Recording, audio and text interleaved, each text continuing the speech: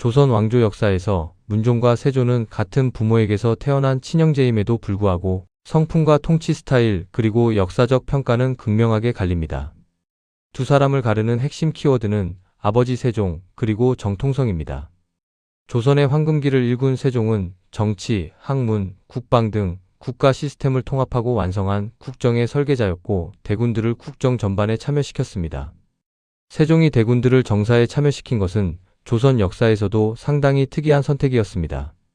보통 왕실에서는 왕권 위협을 방지하기 위해 종친의 정사 참여를 엄격히 제한했지만 세종은 능력주의와 왕권 강화를 위해 아들들을 활용했습니다. 문종은 완벽한 국정 파트너로 권력을 안정적으로 승계하려는 목적이었고 수양대군의 추진력을 높이 평가해 실무적인 일을 많이 맡겼습니다. 그리고 예술적 감각이 뛰어났던 안평대군에게는 문화예술, 외교 관련 업무를 맡겼으며 다른 대군들은 훈민정음 창제 등의 집현전 학사들과 함께 참여시키는 등 능력에 맞게 그들에게 기대하는 역할과 방식은 달랐습니다. 세종은 문종을 8살의 세자로 책봉한 후 29년 동안 혹독할 정도로 철저하게 제왕 교육을 시켰습니다. 문종은 부왕의 시스템을 정확하게 이해했고 국정 운영을 맡길 수 있는 파트너로 성장했죠. 문종은 부왕의 국가 비전을 확장하고 심화하는 것에 자부심을 느꼈습니다.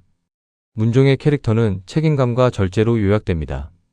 진중함과 참을성이 뛰어났고 내면에는 강단이 있었습니다. 학문과 인품은 물론 유교적 덕목에도 충실했으며 형제들 간의 우애와 신하들과의 소통을 중시한 정통파 군주였습니다. 문종은 문과적인 이미지와는 달리 병법과 군사, 과학 분야에도 해박했습니다. 문종화차를 직접 설계했고 군사 조직인 오이진법을 정비하는 등 그는 결코 유약한 인물이 아니었습니다. 고려사 편찬을 주도해 역사적 기틀을 다졌고 추국이 고안해 결정적인 아이디어를 낼 정도로 실질적 주역이었죠. 그러나 연이은 부모의 3년상, 과도한 업무량, 그리고 몸에 밴 절제는 건강 악화로 이어졌고 자신의 죽음을 예견하면서 홀로 남을 어린 아들을 걱정해야 했습니다. 그렇게 정치적 기반을 다질 시간도 없던 2년 4개월의 짧은 재위기간이 모든 비극의 시작이었습니다. 반면 세종은 세조의 영민함과 추진력은 높게 평가했지만 거친 기질과 야심이 훗날 형과 조카에게 위협이 될 수 있음을 느끼고 경계했던 것으로 보입니다. 그럼에도 불구하고 왕권이 약해질 것을 우려한 세종은 병약한 문종을 대신해 수양대군이 신권을 견제하고 종친으로 왕실의 권위를 세워주는 역할을 해주길 바랬습니다. 세조는 스스로 형보다는 자신이 왕에 더 적합한 인물이라고 생각했지만 세종의 국가 비전을 따라갈 역량이 되지 못했다는 걸 몰랐습니다. 문종이 우유부단하고 결단력이 없다고 생각했던 건 세조의 착각이었던 거죠. 문종과는 정반대의 기질로 불같은 성질과 자기 과시욕, 무예에 능한 행동파였던 세조는 형에 대한 열등감과 콤플렉스, 불안이 혼재된 캐릭터였습니다. 문종은 수양대군의 야심을 누구보다 정확히 꿰뚫어보고 있었습니다. 흔히 문종이 문약해서 동생의 발흥을 방치했다고 생각하기 쉽지만 이는 세조가 왕위에 오른 뒤 자신의 정당성을 확보하기 위한 세조의 자기 합리화였습니다. 형인 문종을 병약하고 정사를 제대로 돌보지 못한 임금으로 묘사하고 자신을 위기의 조선을 구한 영웅으로 만든 거죠. 하지만 실록의 기록을 면밀히 살펴보면 문종은 세조를 정치적으로 거세하기 위해 매우 치밀한 전략을 구사했음을 알 수 있습니다. 문종의 전략은 능력은 쓰되 정치는 맡기지 않는다 였습니다. 실무적 권한은 주었지만 인사권이나 정책 결정권 같은 핵심 권력은 제한했고 정치적 명분과 인적 네트워크는 철저히 차단했습니다. 문종은 동생의 불도저 같은 성격을 이용해 행정 효율성을 높이는 데 활용했습니다. 주로 전문성이 필요하면서도 왕실의 위엄을 세워야 하는 일들이었죠. 사신 접대, 불경 번역 및 편찬, 국가적인 토목사업의 감독관 같은 것들이었습니다. 군사 지식도 해박했던 문종은 직접 병법서를 쓰고 군 조직을 정비해 군권이 왕에게 집중되도록 체제를 개편했습니다. 이는 수양대군이 사적으로 군사력을 모으지 못하도록 제도를 개편해 합법적인 족쇄를 채운 것입니다. 수양대군이 활쏘기, 말타기 등 무예를 뽐낼 때 문종은 압도적인 화차를 선보였습니다. 문종은 명석했으며 모든 분야에서 압도적으로 지식 수준이 높았고 논리와 유교적 명분으로 수양대군을 심리적으로 위축시켰습니다. 수양대군의 과시욕을 역이용해 무예와 진법 실력을 높이 칭송하며 군사 관련 업무를 맡겼지만 이는 형제 간의 우애를 다지는 동시에 유능한 신하라는 틀 안에 가두고 서열을 확인시키는 심리적 프레임이었습니다. 하지만 아이러니하게도 문종이 맡겼던 군사 업무는 훗날 수양대군이 정변을 일으키는 가장 강력한 무기가 됩니다. 수양대군이 무인 세력을 포섭할 때 문종은 국가 브레인과 여론을 주도하는 문신 세력을 장악해 수양대군을 비주류로 고립시켰습니다. 세자 시절부터 함께 학문을 공부했던 성산문, 박팽년, 신숙주 등 유능한 집현전 학사들을 자신의 친위 세력으로 만들었고 군신의 의리보다도 깊은 우정으로 내 아들을 지켜달라고 호소했습니다. 문종은 자신의 죽음이 임박했음을 알고 수양대군에게 잔인할 정도로 심리적 굴레를 씌웁니다. 대신들 앞에서 공개적으로 수양대군에게 어린 세자의 손을 잡게 하고 내가 죽은 뒤에도 세자를 네 아들처럼 보살펴달라고 간곡하게 당부했고 수양대군은 목숨을 다해 보필하겠다고 맹세했습니다. 국가 최고 대신들을 증인으로 세운 것입니다. 또한 문종은 수양대군에게 종친들을 잘 단속하여 왕실의 울타리가 되어 달라고 명확하게 역할을 부여했습니다. 왕을 지키는 왕실의 수호자라는 점을 맹세를 통해 못 박으려 했던 거죠. 이는 두고두고 수양대군에게 배신자, 패류나 왕위 찬탈자라는 영원한 도덕적 낙인을 찍는 행위였습니다. 문종이 수양대군의 무력에 맞설 수 있는 유일한 대항마로 선택한 인물은 북방의 호랑이 김종서였습니다. 김종서는 세종시대 육진 개척을 주도한 전설적인 무장이자 행정가로 성격이 강직하고 불같아서 수양대군조차 함부로 대하지 못했던 인물이었습니다. 문종은 그에게 군사 지휘권과 정무 권한을 몰아주었고 이는 수양대군이 종친들을 포섭하며 세력을 키울 때 국가 정규군 수장으로 세워 대적하려는 의도였습니다. 문종은 김종서라는 거대한 벽을 어린 세자 앞에 세워둠으로써 수양대군이 감히 조카의 자리를 넘보지 못하도록 했습니다. 세종이 어린 단종을 품에 안고 집현전 학사들을 은밀히 불러 의리와 충을 강조하며 단종을 지켜달라고 눈물로 당부했던 것처럼 문종 또한 죽기 직전 침전으로 김종서와 황보인을 불러 단종의 손을 잡게 하고 세종의 유지를 상기시키며 내가 이제 가니 저 어린 세자를 부디 잘 부탁하오라는 간곡한 유언을 남겼습니다. 여기에는 어린 아들을 향한 절절한 부성애와 동생에 대한 깊은 경계심이 담겨 있었습니다. 내 아들이 비록 어리나 영민하니 경들이 부디 사직의 안위를 내 몸처럼 돌봐달라. 특히 종친들의 발흥을 막아 어린 임금이 홀로 서게 하라. 문종은 수양대군의 이름을 직접 거론하지 않았지만 종친이라는 표현으로 김종서에게 명확한 타깃을 지정해 주었습니다. 이는 김종서에게 내 아들을 지켜야 한다는 고명을 내린 것이고 수양대군에게는 네가 움직이면 김종서가 너를 칠 것이다 라는 강력한 경고를 보낸 것이었습니다. 그래서 계유정난의 밤 수양대군이 제일 먼저 달려간 곳은 대궐이 아니라 김종서의 집이었던 것입니다. 문종의 의도를 알고 있던 세조로서는 실전 경험이 풍부한 김종서가 군사를 동원할 시간적 여유를 갖게 된다면 거사는 실패할 수밖에 없음을 알고 있었습니다. 김종서는 문종의 유지를 받든 고명 대신의 상징이었고 김종서를 죽여야 문종이 세워둔 방어막을 깰 수 있다는 판단하에 김종서를 첫 번째 타깃으로 잡은 것입니다. 수양대군은 김종서의 집을 방문해 편지를 전해주는 척하다가 미리 대기하고 있던 신복을 시켜 철퇴로 김종서를 내리쳤습니다.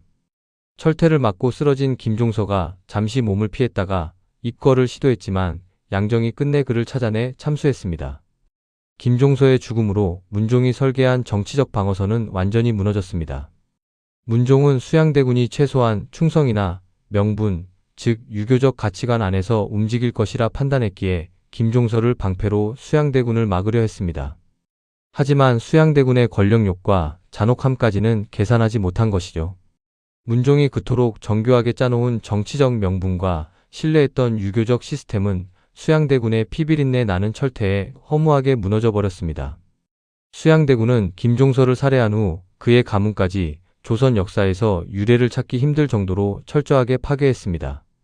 김종서는 목이 잘려 성문 앞에 내걸리는 효수형에 처했고 아들, 손자들은 몰살당했으며 가문의 여인들은 공신의 노비로 전락했습니다. 이는 문종이 내세운 김종서가 얼마나 무참히 무너졌는지를 만천하에 공표해 단종에게 충성하는 신하들의 전의를 상실하게 하려는 의도였습니다. 세종 문종과 더불어 영토를 확장한 명신이자 대오라 불리던 김종서는 영조대에 복권되기까지 300여 년간 역적으로 남아야 했습니다. 정치적으로만 본다면 수양대군이 승리한 것처럼 보일지도 모릅니다.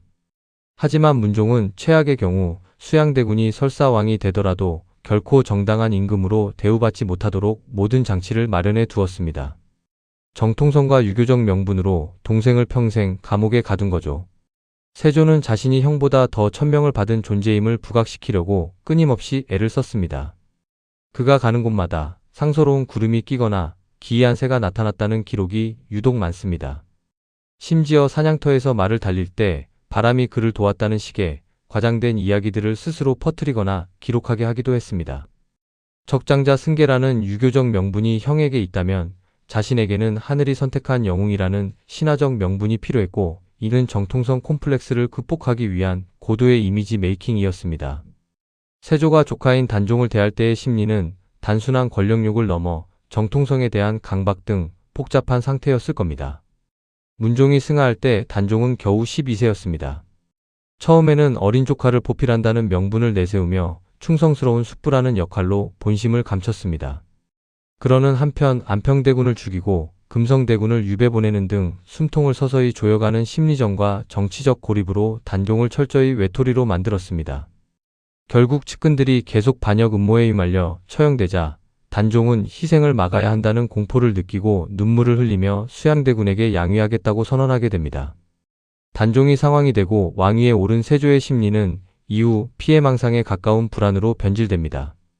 단종이 있는 한 집현전 학사들을 비롯한 유학자들의 충성은 단종에게 향했고, 세조는 단종이라는 존재 자체가 자신의 정통성을 훼손한다는 걸 알고 있었습니다.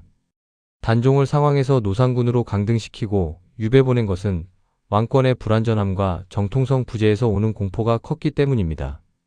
결국 4개월 만에 유배지에서 단종을 죽인 후 기록과 야사에서 공통적으로 나타난 세조의 심리는 외상 후 스트레스 장애와 유사합니다. 세조의 콤플렉스가 가장 잔혹하게 드러난 대목은 단종 사후에 벌어진 일들입니다. 세조는 의경세자가 병으로 죽은 후 단종의 어머니이자 형수인 현덕 왕후를 폐위시켰고, 능을 파헤쳐 관을 꺼낸 뒤 바닷가로 이장하는 만행을 저질렀습니다. 이는 조카의 세력을 뿌리 뽑는 차원을 넘어 형의 가계 자체를 지워버리려는 의도였고, 자신의 가계를 조선의 새로운 정통으로 세우려 했던 형에 대한 처절하고도 잔인한 복수였습니다. 세종과 문종이 공들여 키운 집현전은 무력으로 왕위를 찬탈한 세조에게 정통성을 부정하는 가시같은 존재였습니다.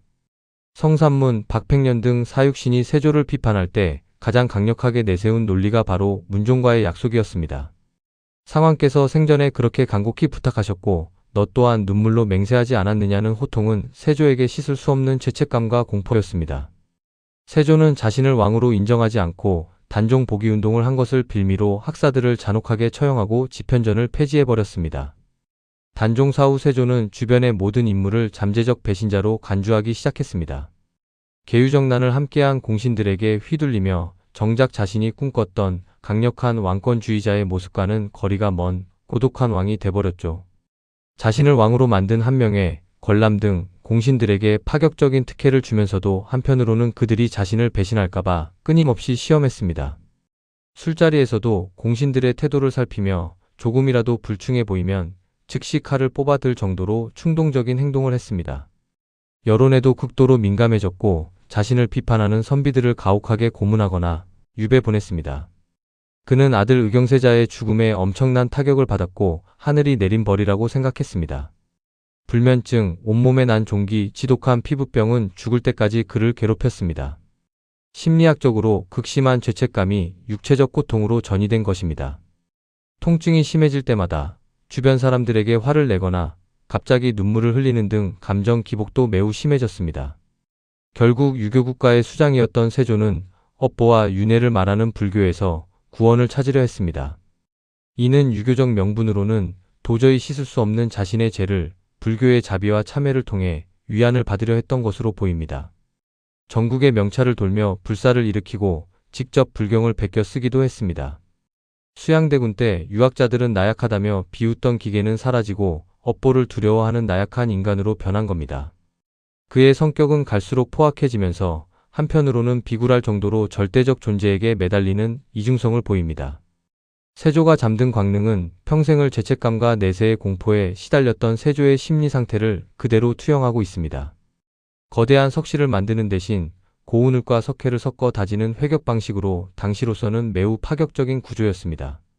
세조는 유언으로 내가 죽으면 속히 썩어야 하니 석씨를 만들지 말고 병풍석을 세우지 말라는 명을 내렸습니다. 죽음 앞에서는 모든 장식이 무의미하다는 것을 깨달았을 수도 있고 백성의 노고를 덜어준다는 명분을 세워 사후에도 성군의 이미지를 얻고자 했던 마지막 계산도 깔려 있었을 겁니다. 속히 썩어야 한다는 말은 현세의 업보를 빨리 벗어나고 싶다는 자기 고백으로 이제 그만 쉬고 싶다는 한 인간의 간절한 소망이 담겨 있는 듯합니다. 왕위 찬탈자, 형제와 조카 살육에 대한 죄책감, 아버지와 형에 대한 배신자라는 굴레가 얼마나 무거웠는지를 짐작할 수 있습니다.